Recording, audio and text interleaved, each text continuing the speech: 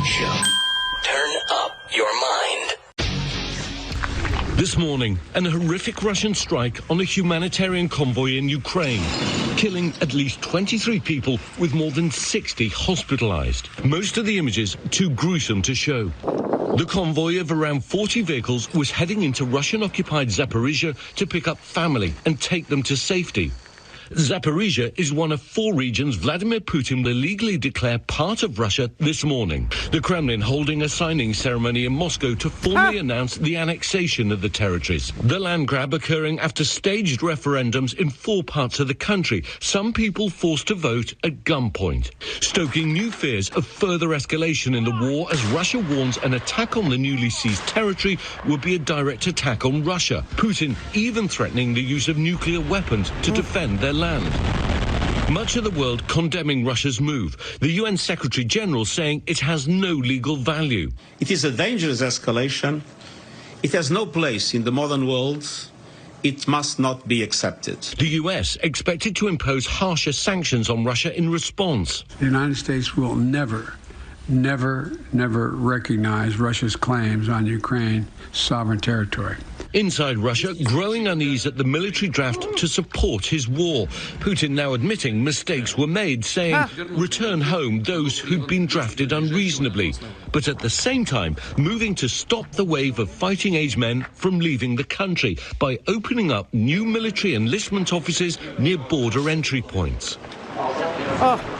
Well, I think the most difficult thing about this move by Russia is it makes some kind of peace deal almost impossible because it backs Putin into a corner. And I think this morning's appalling attack revealing the true nature of Russia's war, not against the Ukrainian military, but increasingly against the entire Ukrainian people. This is what happens when you have, a madman, somebody who lies, a person who makes a deal with the country and says, let me steal, let me be corrupt, let me be, an oligarch, let me be a mob boss, let me be, the tough guy. And in exchange, I'll give you peace, I'll give you security, I'll give you a path to the middle class, or, look at the economy, it's okay, right? And then all of a sudden, the power-hungry crazy takes over, and the next thing you know, you got war crimes in your neighbor's backyard. I mean, the reports of war crimes that came out this week that the United Nations and independent, human rights campaigns have gone into Ukraine to look to see.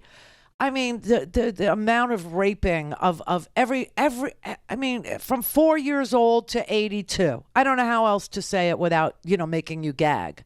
But the amount of brutality, the torture of people, the electrocution of people, the shooting of people with their hands obviously zip-tied behind their backs.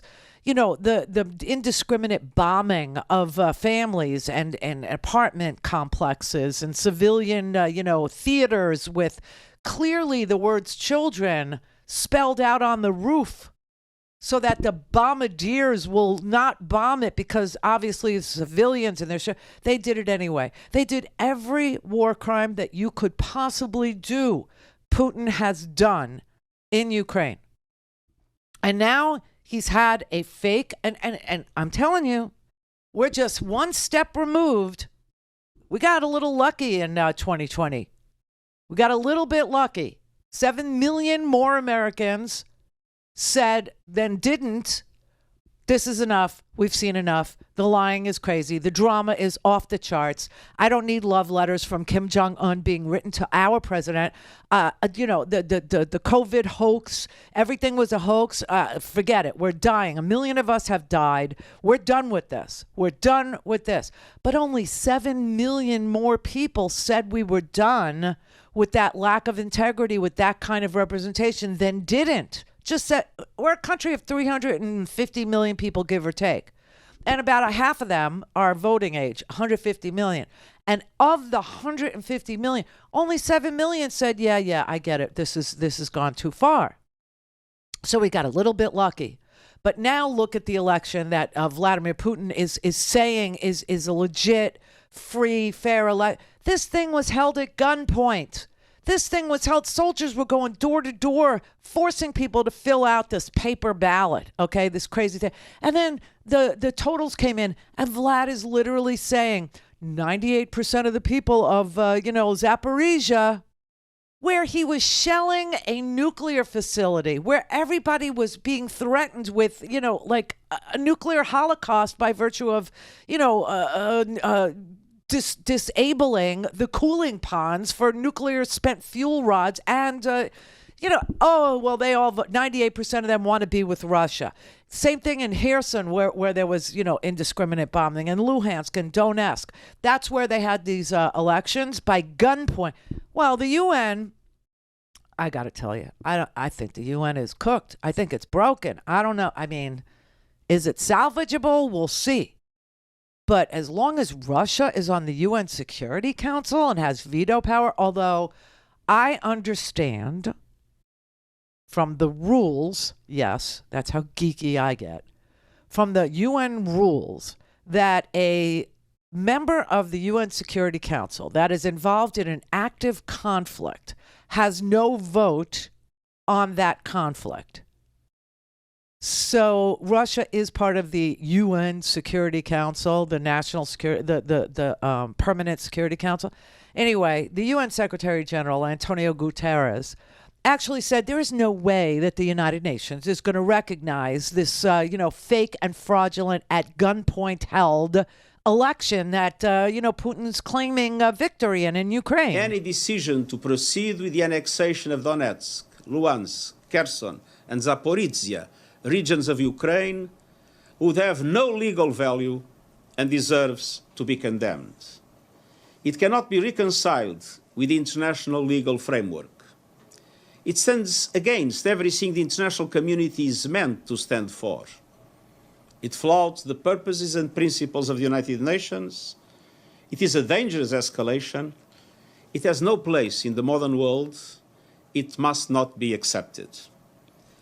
The position of the United Nations is unequivocal. We are fully committed to the sovereignty, unity, independence, and territorial integrity of Ukraine within its internationally recognized borders, in accordance with the relevant UN resolutions. I want to underscore that the so-called referenda in the occupied regions were conducted during active armed conflict in areas under Russian occupation and outside Ukraine's legal and constitutional framework. They cannot be called a genuine expression of the popular will. Any decision by Russia to go forward will further jeopardize the prospects for peace. It will prolong the dramatic impacts on the global economy, especially developing countries, and hinder our ability to deliver life-saving aid across Ukraine and beyond. It is high time to step back from the brink. Now more than ever, we must work together to end this devastating and senseless war and uphold the UN Charter and international law.